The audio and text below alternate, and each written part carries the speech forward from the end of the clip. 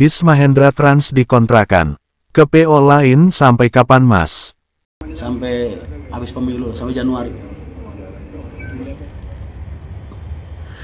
Aku lagi pembenahan internal juga, makanya daripada yang agak-agak kurang efektif ini tak kontrak-kontrakin. Ini ntar Desember juga lagi nyari kontrak satu lagi, mau tak ini. Gimana tanggapan Mas Rian sama? Bisnya bagus ekstrim sekarang. Orang kalau punya rasa memiliki itu begitu. Semua kayak gitu. Semua teman-teman kerja gue alhamdulillah support semua. Dia setia banget sama Mas Rian. Alhamdulillah punya teman-teman perjuangan yang baik. Mungkin saat ini gue nggak bisa ngasih apa-apa ke mereka Mas. Cuman bisa ngasih bisnis. Ya tahun-tahun seadanya kayak gitu buat kerja, buat modal mereka kerja. Gitu. Tapi kelak insya Allah kalau gue udah semakin besar, semakin baik, gue juga pengen banget bisa bantu mereka semua. Bang itu bis-bis mereka, gue udah bilang itu bis ntar kalau udah lunas kalian punya bagian di situ. Jadi rawat sebaik-baiknya, anggap itu punya kalian sendiri. Apa benar Mas Rian dikeluarin Pak Haji Haryanto karena judi online? Enggak betul. Kalau ada yang bilang kayak gitu itu fitnah. Saya nggak pernah judi online Mas. Kalau beliau Pak Haji ngomong judi online itu karena beliau nganggep Bitcoin dan kawan-kawan itu investasi ke sana, ke dunia digital. Itu judi Mas, online. Dulu tahun 2015-2016 itu gue pernah ketipu investasi. Cuman salahnya gue pada saat itu teman gue ngasih gue hasil bagus Mas. Gue ngajak teman-teman gue, itu yang salah gue di situ. Akhirnya teman-teman gue beberapa orang itu kena tipu semua. Akhirnya jadi ngerepotin Pak Haji pada saat itu. Jadi kalau emang Pak Haji ngomong gue slot Mas, nggak mungkin karena Rian Mahendra bukan pencuri. Gue nggak pernah kenal judi Mas. Cuman beliau ngomong judi online itu karena itu 7 tahun yang lalu itu gue pernah kena kasus itu. Masalah gue sama beliau pada tahun kemarin itu murni interest masalah internal perusahaan. Sekarang udah baikan, Mas. Orang tua marah sama anak kok ditanyain baikan apa enggak? Emang perlu Mas?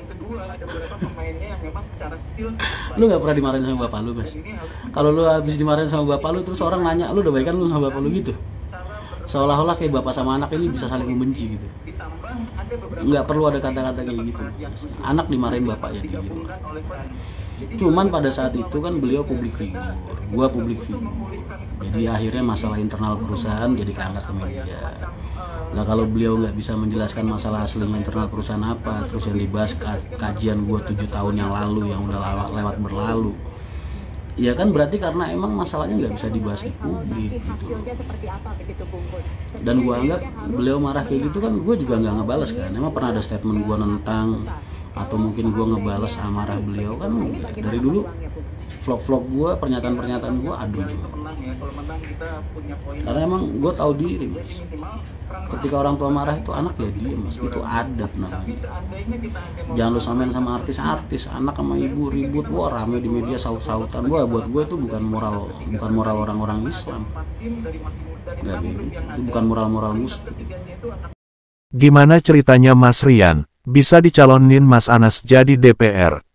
Saya kan dicalonin, saya tuh nggak mencalonkan diri Mas. Jadi saya ini dipungut sama Mas Anas. Di masa-masa terpuruk saya ini dipungut terus ditempatin di situ, dimintain tolong buat di situ. Ya ada timbal baliknya, makanya ya sudah jalanin aja. Jadi kalau orang pada ngomong, Mas kok nggak dari partai-partai yang gede, Gerindra, apa mana, Mas jangan lupa, saya tuh nggak mencalonkan diri, saya dicalonkan.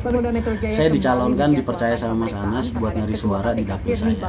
Makanya saya minta bantuan kalian. Perjuangan gue satu arah. Gue nggak minta apa-apa dari Mas Anas juga gue minta supaya nggak minta apa-apa dari gue. Dan kita sama-sama ngehargain, karena beliau juga partai kecil ya, maksudnya masih partai baru. Jadi gue komunikasinya enak, nggak boleh ada kontrak politik, gue nggak mau ngejual prinsip moral gue dan lain sebagainya. Beliau juga suka sama kepribadian gue, sama visi misi gue. Jadi ya sudah berjalan aja. Bayangin Mas, gue yang ngajak Mas Anas Urbaningrum langsung, gue yang milih Mas Anas Urbaningrum langsung. Jadi kenapa Mas Rian kok mau? Kan dulu gue bilang gue tuh nggak pernah mau Mas nyalonin diri gue buat di pemerintahan, nggak pernah mau. Tapi kalau dia mungut gue, suka sama prinsip hidup gue, suka sama cara gue ngejaga prinsip moral gue, berarti kan ada ikatan batin. Gue nggak ngeliat partainya kecil apa gede. Peluang 0,0001 juga kan tetap aja bentuknya peluang. Mas udah yakin terjun ke politik praktis? Gue nggak kenal politik mas, dan nggak pernah peduli sama politik. Gue nganggap ini sebagai jalan aja, atau peluang gue buat berjuang di transportasi mas, dan merjuangin wilayah gue. Emang orang kayak gue kelihatan peduli sama politik mas? Orang kayak gue kelihatan ngerti tentang politik atau suka sama politik? Enggak mas. Gue ngeliat hal-hal kayak gini nih, pencalonan gue ini, gue dicalonkan ini, buat gue ini kayak jalan perjuangan gue aja. Gue jadi kayak punya kesempatan berjuang buat warga atau rakyat di daerah gue, saudara-saudara gue. Terus gue bisa ada sarana berjuang di transportasi juga. Cuman itu aja. Gue malah peduli sama politik mas. Mas doain ya, doain saya bisa duduk di Senayan, doain partai saya lolos threshold, doain saya terpilih jadi wakil kalian buat di pemerintahan. Gue pengen banget mas bisa berjuang di transportasi, ngambil kebijakan, dengerin suara-suara teman-teman gue, nggak cuma dengerin curhat dan ngasih solusi, tapi juga bisa ngambil keputusan untuk mereka. Tuh gue pengen banget. Semua, baik itu untuk teman-teman ojol, taksi-taksi online, pariwisata, truk, bis, akap, pengen banget. Tiap hari selama ini puluhan tahun, belasan tahun cuma dengerin orang curhat, orang ribut masalah regulasi dan lain sebagainya, tapi nggak bisa ngasih solusi apa. Bisa ngasih solusi, nggak bisa ngasih solusi apa-apa karena pengambil keputusannya bukan kita. Setiap hari kita, nggak setiap hari sih, tapi sering banget kita denger banyak banget hal-hal yang nggak ngenakin terjadi di dunia transportasi. Entah dari apapun juga, baik dari truk, dari online, dari bis pariwisata, dari bis akap, driver-drivernya. Belum pernah ada bantuan hukum, belum pernah ada pendampingan misalnya. Kau kenal Mas Anas dari mana? Mas Anas yang kenal sama gue.